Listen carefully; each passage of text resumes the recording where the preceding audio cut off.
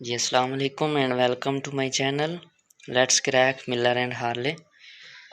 आज Miller and Harley का 7वां चैप्टर जिसका पार्ट बी है, पेज नंबर 96 से ऑनवर्ड कंप्लीट चैप्टर इसमें शामिल है। जी स्टार्ट करते हैं इसके एमसीक्यूज। पहला एमसीक्यूज है sharing a common branch and that these two groups are more closely related to each other than either is to any other group of animals। ऐसे दो ग्रुप्स आपने देखने हैं जो आपस में सिमिलैरिटीज शो करते हों, एक दूसरे के साथ क्लोजली रिलेटेड हों। आपको पता है कि जो बर्ड्स और रेप्टाइल्स हैं ये आपस में इन सिमिलैरिटीज शो करते हैं, ये दोनों आपस में क्लोजली रिलेटेड होते हैं।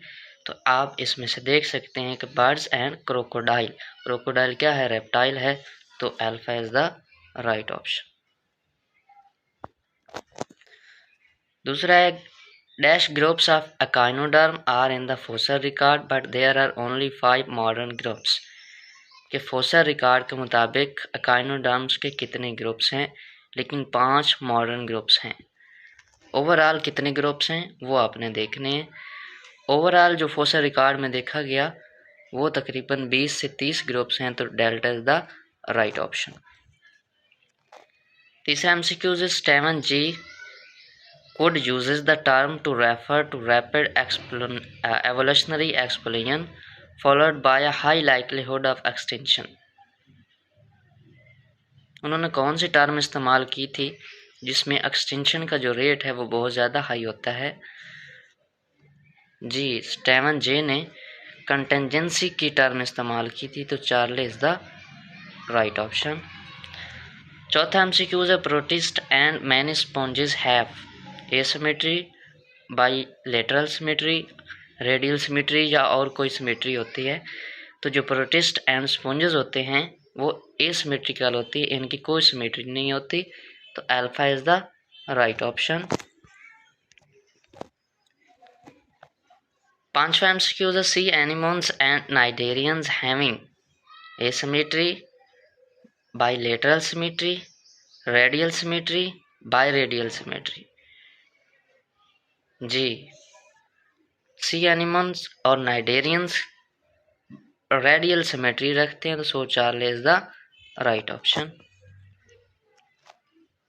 छठा एमसीक्यू है the paired arrangement of some structure in radially symmetrical animal is called.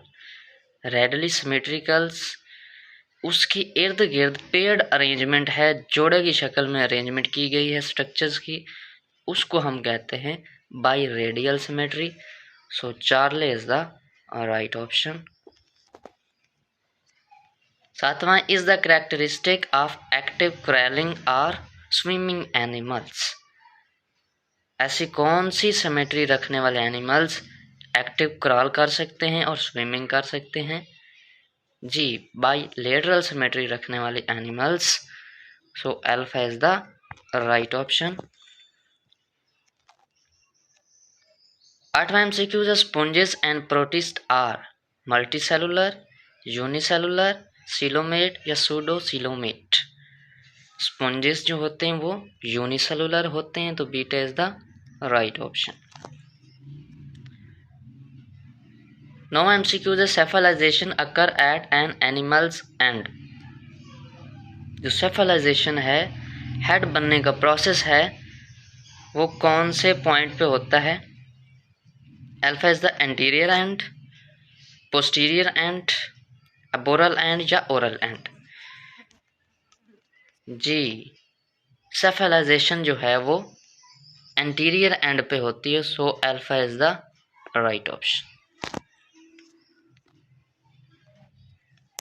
10वां है endoderm give rise to the dash the tissue that lines the gut cavity.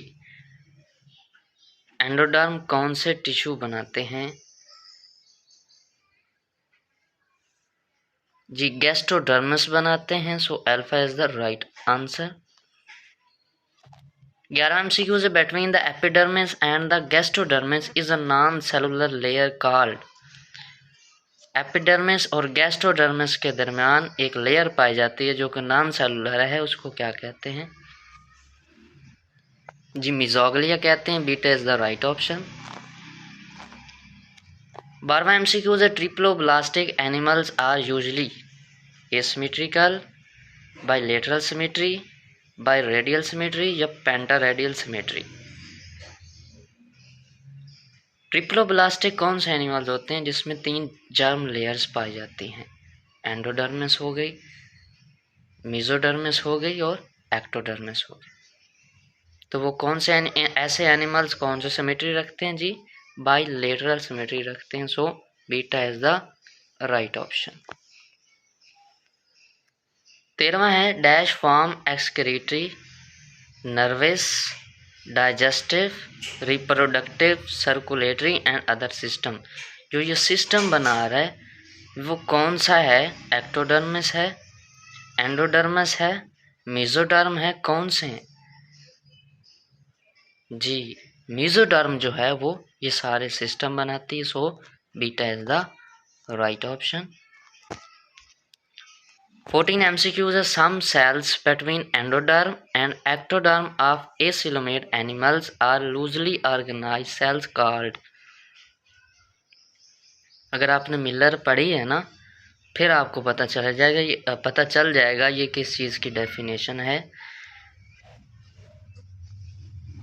Endoderm और एक्टोडर्म के दरमियान जो सेल पाए जाते हैं, एसिलोमेट एनिमल्स की बात यहाँ पे हो रही है। एंडोडर्म और एक्टोडर्म के दरमियान जो सेल्स पाए जाते हैं उन सेल्स को कहते हैं parenchyma cell. So beta is the right option.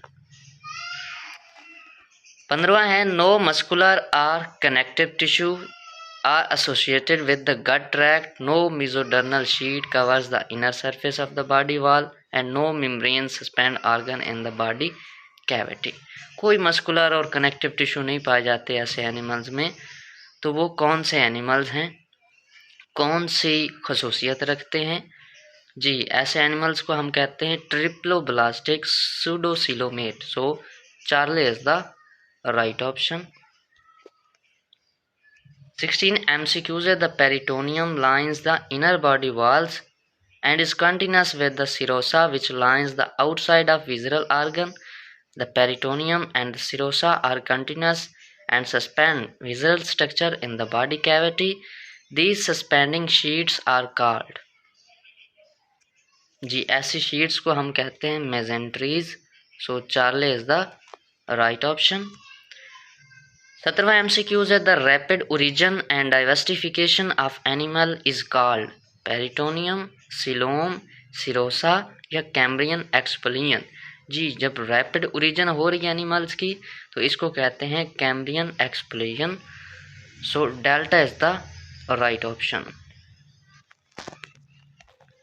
18वां MCQs है the study of dash is based on the observation that embryologically events may be similar because of shared in ancestry. क्योंकि यहाँ पे एम्ब्रियोलॉजिकली की बात आई है तो ये कंपैरेटिव एम्ब्रियोलॉजी कहलाएगी। So beta is the right option. 19 MCQs traditionally include animals in the phyla platyhelminthes, nematoda, mollusca, annelids, arthropods and others.